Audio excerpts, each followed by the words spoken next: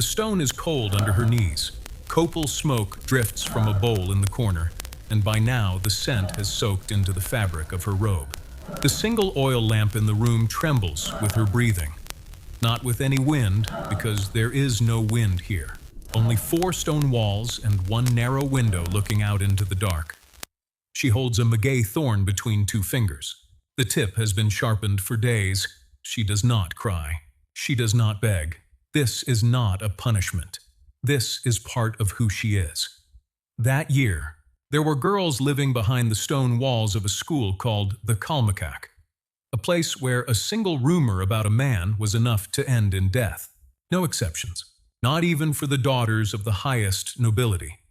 But inside that same school, there were other girls an entire city of 80,000 people knelt for when they walked past. And there were older women standing at the very top of that whole system. Women who never married, never left, who stayed for the rest of their lives. One system, 3 completely different fates, and something about this story is going to change how you see the words sacred virgin before this video is over. Morning starts before the sun does. She stands on the rooftop, eyes fixed on one point on the eastern horizon. Venus. She has tracked it for 3 years, not out of curiosity, but because the planting calendar of the entire empire depends on exactly where that light rises this morning. They call her cihuatlamacazque, a priestess. Her robe is white, without ornament. Her hair is cut short at the shoulder, not for fashion, but because it is the one visible sign that separates her from the other girls outside these walls, the ones who will be married off at 15. Inside the cold stone rooms of the calmecac, she studies astronomy. She weaves thread so fine she has to hold her breath just to guide the needle. She learns ritual songs, note by note, and she cannot get a single word wrong. Because in her world, one wrong syllable can unravel the order of the universe itself. She also learns her tonally, not a horoscope, not a lucky number, but something closer to the frequency her soul was set to vibrate at the moment she was born. No one forced her here. Her family brought her, proud, as if they were handing her over to something larger than themselves. And in a way, they were. But there was a cost. The rules inside the calmecac did not bend. Every night, once the rest of the city was asleep, the girls woke, knelt on the cold floor, and drove maguey thorns into their ears, their tongues, sometimes the backs of their calves, offering blood to the gods on a schedule fixed by the ritual calendar. No one complained. No one was allowed to, and if, only if, a girl was found to have been with a man, there was exactly one punishment: death.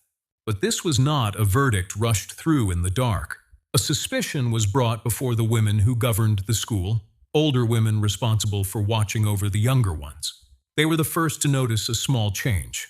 A glance held too long, an evening unaccounted for, and once the verdict was confirmed, it was carried out in public, as a warning to every girl still living behind those stone walls. Bloodline did not matter, age did not matter. There were no exceptions.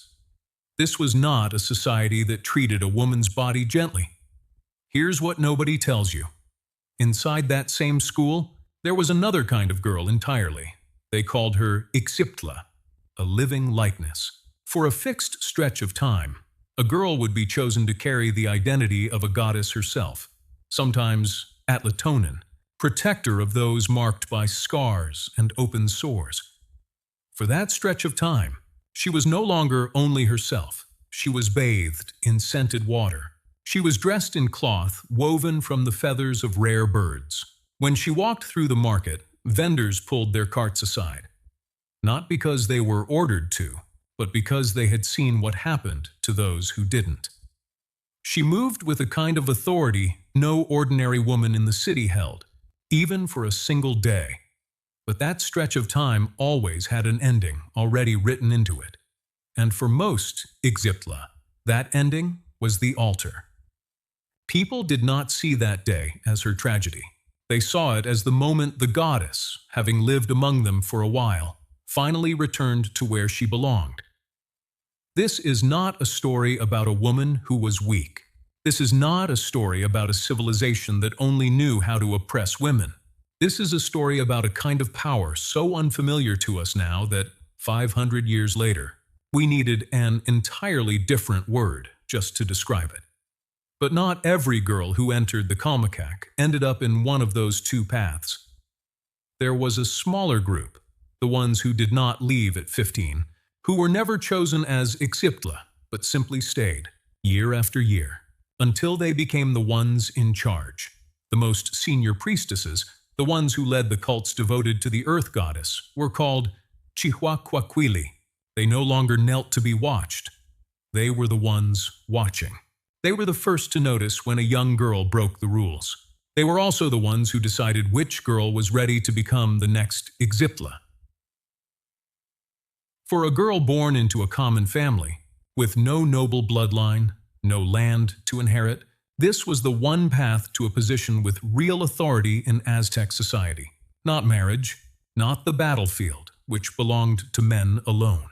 Just staying behind those stone walls, year after year, until she became the one who held the law. 3 tiers of power. 3 fates, all walking out of the same stone gate. And then, one day, all of them grew old. For the girls who left the calmecac at 15 to marry, the road ahead looked like that of any other Aztec woman. Children, weaving, running a household, and eventually, dying an ordinary death, buried beneath the floor of their own home, along with food, clothing, everything needed for the journey that came after. But for the ones who stayed, the cihuatlamacazque, who had spent an entire life behind those stone walls, the ending was different. When they died of old age, their bodies were not buried, but cremated, following the rites reserved for those of high standing. A jade bead was placed under the tongue, not jewelry, but fare for the soul's journey to Mictlan, the land of the dead. A small dog was cremated alongside them to guide the way through the 9 trials ahead. And for 4 years, on the anniversary of the death, family members and the younger priestesses would burn an effigy shaped in her likeness, until, after 4 years, they believed her soul had finally arrived. The woman who had once stood as the gate between human beings and the gods needed, in death, a guide of her own, just like anyone else. That was not a tragic ending. In their world, it was the one thing that felt fair. In the 17th century, a mixed Spanish Nahua scholar named Alva Ixtlahuaca tried to prove something, that the cihuatlamacazque were essentially the same as Rome's Vestal Virgins, sacred women guarding the moral flame of a civilization. It was a convenient comparison. It let Europeans feel that Nahua culture was civilized by a standard they already recognized. But it was not true. The Vestal Virgins of Rome guarded a fire. The cihuatlamacazque did not guard fire. They guarded the calendar, the harvest, the order of the universe itself, and sometimes, in the eyes of an entire city, they became the gods. That comparison did not explain who they were. It erased them, and for 500 years, most of what we know about these girls comes from the notebooks of a Spanish friar named Bernardino de Sahagún, a man who spent decades interviewing the very people whose world had just been destroyed, and packed all of it into 2,500 pages and more than 2,000 hand-painted images, a record of the conquered, written down by the side that conquered them. The stone is still cold under her knees. The oil lamp still trembles. But you see the scene differently now. She is not kneeling there because she is weak. She is not kneeling there only because she was forced to. She is kneeling there because, in her world, her body was the place where human beings touched the divine. A kind of power and a kind of weight that we rarely have the language left to understand. The question is not why they believed this. The question is, what are we choosing not to believe right now? That someone will dig up 500 years from today and be unable to understand why we stayed silent? If this video changed how you see the past, subscribe, because there are many more stories like this one waiting.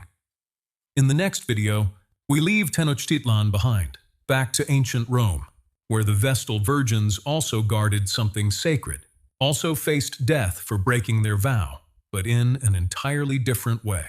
And there is one detail in their punishment that is stranger than anything you just heard today.